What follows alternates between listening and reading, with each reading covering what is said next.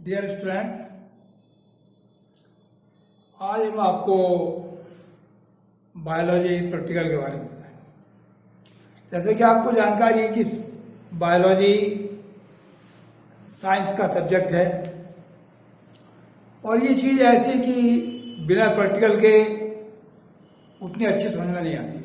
कोई चीज़ जब सामने से देख लेते हैं उसकी मेमोरी बनी रहती है, ध्यान रहता है हमें। कोई भी चीज़ जब देखते हैं सामने से तो उसका ज्ञान ज़्यादा होता है और थ्योरी पढ़कर उतना ज्ञान नहीं हो पाता। अब हम जैसे किसी एनिमल को पढ़ाएं तो उसका चित्र देख लें, कुछ कर लेंगे, उतनी अच्छी पहचान नहीं होने की। लेकिन जब उसी एनिमल को या उसी प्लांट को आप सामने से देखते हो, अच्छी तरह पहचान कर लेते हो, तो जानकारी और स्थायी हो जाती है। इसलिए प्रैक्टिकल होना बहुत जरूरी है। तो आज मैं आपको प्रैक्टिकल से संबंधित कुछ जानकारी दूँ। तो प्रैक्टिकल के लिए हमें कुछ सामान की आवश्यकता होती है। यूँ तो बहुत सामान है, लेकिन कुछ जो नेसेसरी सामान है, जो अति आवश्यक है, उसके बारे में आपको जानकारी दे रहा हूँ थोड़ी सी। तो सबसे पहली बात है कि जब प्रैक्टिकल करने जाएं तो लैब में शांति का ध्यान रखें। लैब में कभी भी डिस्टर्ब ना करें। जितना आप शांत रहोगे लैब में उतना अच्छा खाना आएगा। और पूरा ध्यान हमारा किसकी ओर हो? जो हम प्रैक्टिकल कर रहे हैं उसी की ओर ध्यान हो। अब एक एग्जाम्पल है, मान लो आप कहीं काम कर रहे हैं खेत में, ध्यान है नहीं, हाथ में लगेगा हथियार, पैर में लगेगा, कट जाएगा, नुकसान होगा। इसीलिए ये प्रैक्टिकल ऐसा जरूरी कि उसका हमारा ध्यान केवल अपने ऑब्जेक्ट पर हो। जो हम काम कर रहे हैं वहां ध्यान होगा, तभी हमारे समझ में आएगा, नहीं तो ऐसे समझ में नहीं आएगा। तो सबसे पहली बात तो ये हुई कि लैब में जाकर आपको बिल्कुल शांति के साथ अपने ऑब्जेक्ट पर ध्यान देना है और ऑब्जेक्ट को पूरी तरह से ऑब्जर्व करना है, तब आपको काम करना है। जो इंस्ट्रक्शन आपको दी जाए उन इंस्ट्रक्शन का ध्यान रखना है। तो जो आवश्यक सामग्री है, मैं कुछ बता रहा हूं। तो बहुत सी चीजें बायोलॉजी में बहुत माइनर हैं, बहुत छोटी चीजें हैं, वो हमें आंखों से भी दिखाई नहीं देती। जब आंखों से दिखाई नहीं देती उसकी जानकारी कैसे ले हम? ऐसी चीजों की जानकारी के लिए हमारे पास होता है माइक्रोस्कोप। अब ये जो भी एक मैग्निफिकेंस लेंस होते हैं, जो एक लेंस का होता है वो भी माइक्रोस्कोप, लेकिन वो उसकी पावर कम होती है। वो कुछ बड़ा करके दिखाता है, थोड़ा बड़ा करके दिखाता है। जैसे कि और छोटे फ्लावर के पार्ट होते हैं, उन्हें बड़ा करके देखना हो तो मैग्निफिकेंस लेंस कर देता है काम, जो बॉक्स में आता है। और जो बहुत बारीकी की चीज़ें होती हैं और छोटी होती हैं, उनके लिए हमें कंपाउंड माइक्रोस्कोप का प्रयोग करना पड़ेगा। तो मैं आपको ये पहली चीज आपको दिखा रहे हैं, माइक्रोस्कोप। जो बहुत छोटी चीजें होती हैं हमें माइक्रोस्कोप से देखते हैं। ये सामने आपके कंपाउंड माइक्रोस्कोप है, दिखाई दे रहा होगा आपको। तो ये कंपाउंड माइक्रोस्कोप बहुत जो छोटी चीज होती है, हमें आंखों से भी दिखाई नहीं पड़ती, उन सबको ये काफी बड़ा करके देखता है। इसके पार्ट जो होते हैं, आप ध्यान से देख रहे हैं किस तरह काम करना। ये इसका फुट होता है माइक्रोस्कोप का, ये वाला हिस्सा इसका फुट होता है। ये नीचे लेंस लगा हुआ, इसके नीचे दर्पण लगा हुआ मिरर, ये प्रकाश को फोकस करता है, लाइट इसमें भेजता है। नीचे कंडेंसर है, कंडेंसर लाइट को बिल्कुल इसके लेंस तक भेजता है, क्योंकि बिना प्रकाश के ये काम नहीं करता। ये इसकी मेन बॉडी है, ये स्टेज है, ये क्लिप है। और ये इसका जो मेन बॉडी, इसमें ये दो लेंस होते हैं। एक लेंस यहाँ होता है, एक लेंस यहाँ होता है। दोनों लेंस जो है वो ये कॉन्वेक्स लेंस होते हैं, यानी कि उत्तल लेंस होते हैं, ऊपर भी और नीचे भी। ये लेंस कहलाता है आपका आई लेंस, इसको अलग कर सकते हैं हम, ये आई लेंस होता है इसके अंदर। और नीचे वाला लेंस ये ऑब्जेक्टिव लेंस है। क्यों कहा गया? क्योंकि इसके पास में आंख होती है, इसलिए इसको आई लेंस कहते हैं। ऑब्जेक्ट हमारा नीचे लगाया जाता है, तो इसलिए इसको बोलते हैं हम ऑब्जेक्टिव लेंस। तो दो लेंस होते हैं, ये इसके समायोजन पेंच है, इसके द्वारा हम इसको ऊपर नीचे, यहाँ फिक्स होता है वहां लगा देते हैं। थोड़ा ऊपर नीचे करके देखते हैं। ये क्लिप है, इसकी स्टेज के ऊपर लगाते हैं हम स्लाइड।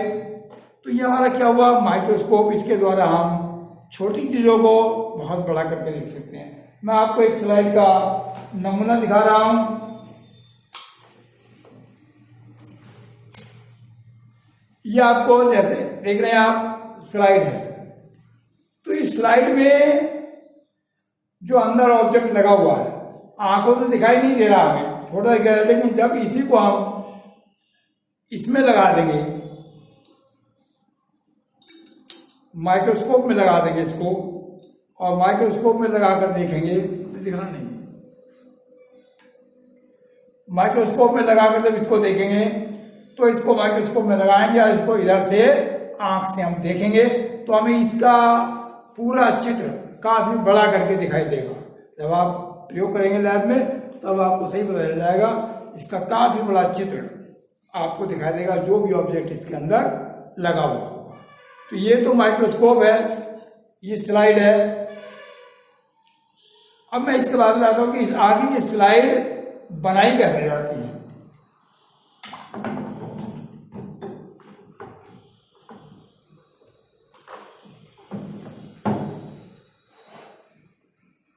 नीचे रखूं इसको।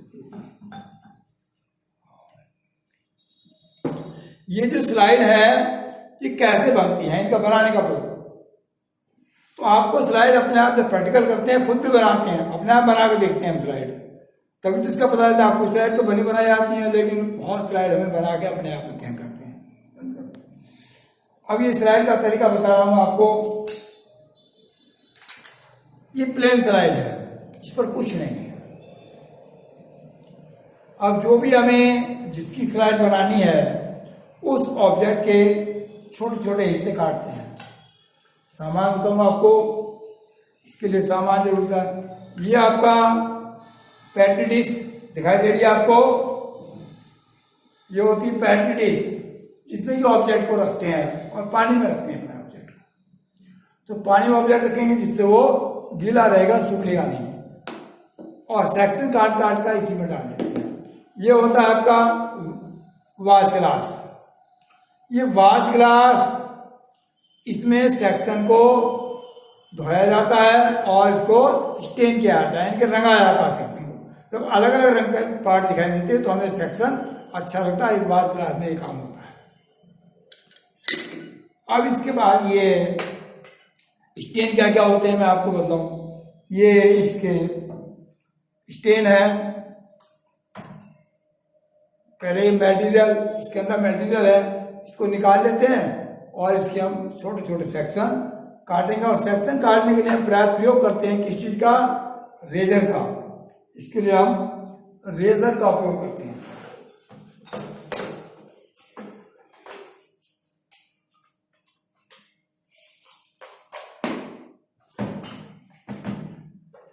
ये आपका डिसेक्शन बॉक्स है, इसके अंदर रेजर वगैरह आते हैं। ये होता है रेजर, इसमें ब्लेड लगा होता है। रेजर का उपयोग करते हैं हम सेक्शन काटने के लिए। तो इस रेजर में इसका उपयोग हम इस तरह करते हैं सीधा, और ऑब्जेक्ट को हाथ में लेते हैं ऐसे, जैसे मैंने पहना, इस तरह ऑब्जेक्ट को पकड़ते हैं और ऐसे इसको बारीक बारीक काटते हैं। जितना छोटा पतला सेक्शन कट जाएगा उतना ही ज्यादा अच्छा होगा, मोटा कटेगा साफ नहीं दिखाई देगा। तो ये आपका ऐसे ही बॉक्स के अंदर और सामान है। ये निडल होती है जो कि कवर स्लिप वगैरह ढकने के काम आती है, या कहीं पंच करना होता है तभी काम आती है। कवर स्लिप ढकने में, पंच करने में इसका उपयोग होता है। ब्रुश आप सब जानते हैं, 0 नंबर का ब्रुश काम करता है। जो 00 का ब्रुश होता है, 000 का ब्रुश होता है, वो अच्छा होता है, वही काम करता है सेक्शन को उठाने में, सेक्शन को रंगने में, धोने में ब्रुश का उपयोग करते हैं। और इसमें आपके होते हैं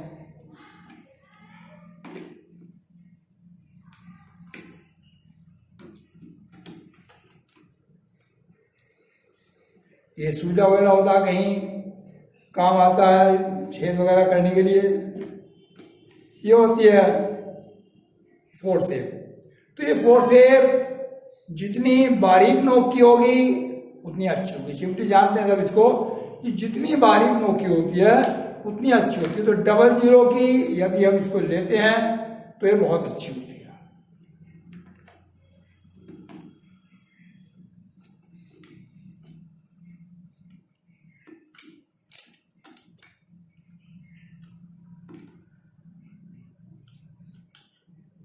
और होता है थर्मामीटर, जैसे इसका थर्मामीटर आपको हमने देखा, क्लिनिकल थर्मामीटर, कहीं किसी का ताप नोट करना हो, कुछ करना हो तो थर्मामीटर का उपयोग करेंगे। उसके लिए एक सिरिंज आती है, इसी में यदि ब्लड चेक करना है तो इससे हम क्या लेते हैं, ब्लड ले लेते हैं। ब्लड चेक करने के लिए ब्लड लेना होता है, यदि सिरिंज भी इसी में है तो ब्लड भी चेक हो जाता है, क्योंकि बायोलॉजी में तो सभी चीज़ आवश्यक है।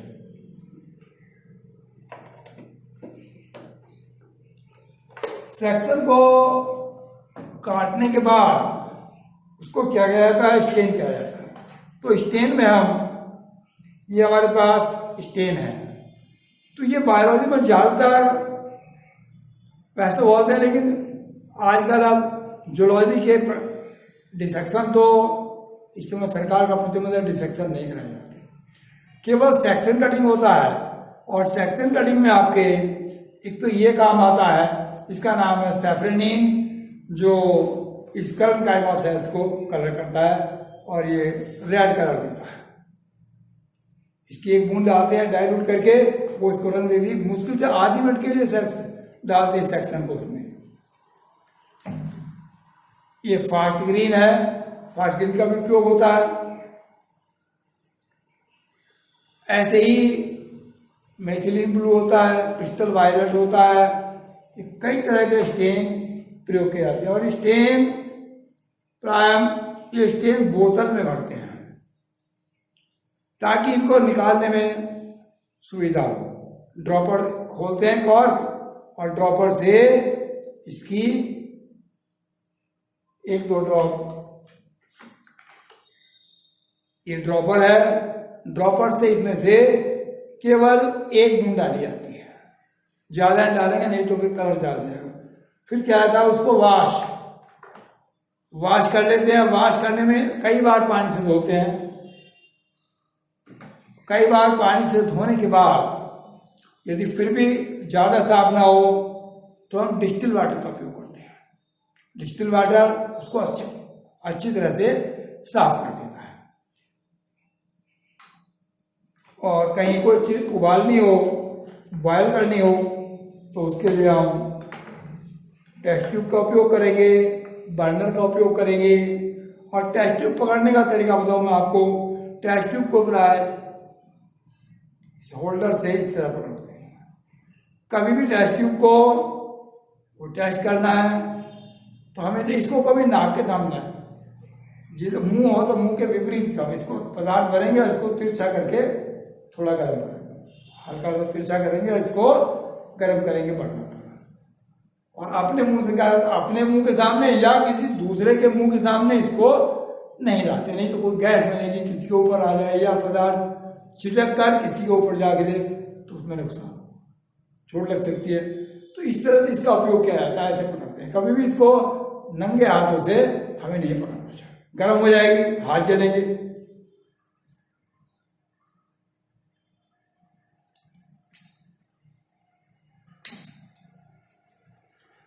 प्रैक्टिकल के इतना ही प्रैक्टिकल नहीं, इससे आगे और भी बहुत आवश्यक होते हैं। कुछ इंस्ट्रूमेंट और होते हैं जो हम प्रैक्टिकल में उपयोग करते हैं। अब जैसे हमें कोई वाष्पोत्सर्जन का प्रयोग करना हो या प्रकाश संश्लेषण ज्यादा हो तो ये जार होता है, ढकने के काम आता है। कोई प्लांट को, किसी चीज को ऐसे ढकना है तो इसके नीचे रखा उसको छोटे गमले में, ये छोटा है तो छोटा पौधा आएगा, बड़े बड़े जार भी होते हैं तो बढ़ाते हैं, तो इसको उसके ऊपर से ढक देते हैं, चारों ओर वैसलीन लगा देते हैं। वैसलीन लगा देंगे तो कहीं से भी वायु इसमें नहीं जाएगी, लेकिन प्रकाश इसके अंदर जाता रहेगा। तो इस तरह से कुछ समय बाद उसका परीक्षण हम कर लेते हैं। इसके ऊपर जो प्रश्न इसके दिखाई देगा, प्रकाश में रखें कुछ समय के लिए, तो ये उसका, ये क्या होता है, जार होता है ढकने के लिए उसको।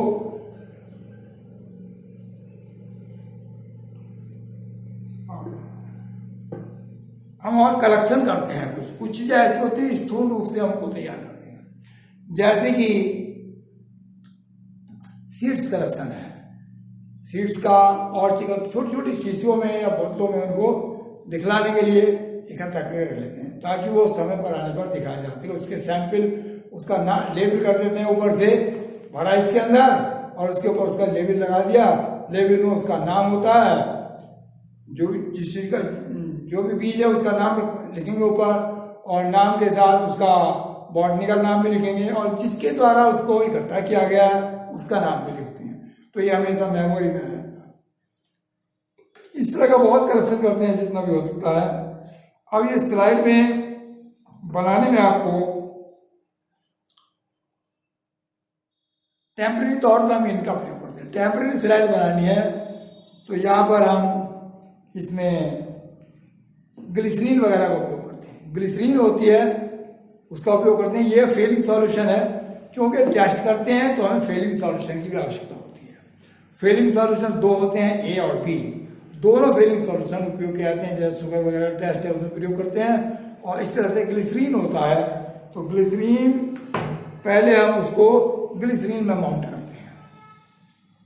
थोड़ी सी ग्लिसरीन की ड्रॉप रखी, उसके ऊपर सेक्शन रखा, कवर स्लिप रखी, उसको देखते हैं माइक्रोस्कोप से, तो देखेंगे तो हमें उसका सही चित्र दिखाई देगा। और यदि हमें परमानेंट स्लाइड बनानी है, तो टेम्परेरी स्लाइड की बात थी जो कुछ समय के लिए देखते हैं, परमानेंट स्लाइड बनानी है तो हम इसका उपयोग करते हैं। एक तो यहाँ ये डीपीएक्स है, एक माउंटेन है, इसका प्रयोग करते हैं। इसके द्वारा परमानेंट स्लाइड बनती है। और कनाडा बाल्सम होता है, उसके द्वारा भी परमानेंट स्लाइड बनती है। तो दो चीज ऐसी हैं, कनाडा बाल्सम और डीपीएक्स, ये परमानेंट स्लाइड बनाते हैं। इससे जो स्लाइड बनेगी वो फिर 10-20 साल आराम से चलती रहेगी, खराब नहीं होगी। लेकिन उसकी कवर, वो तभी उसकी कवर स्लिप हटाना चाहे तो हटेगी नहीं, टूट कर ही हटेगी, क्योंकि परमानेंट हो जाती है।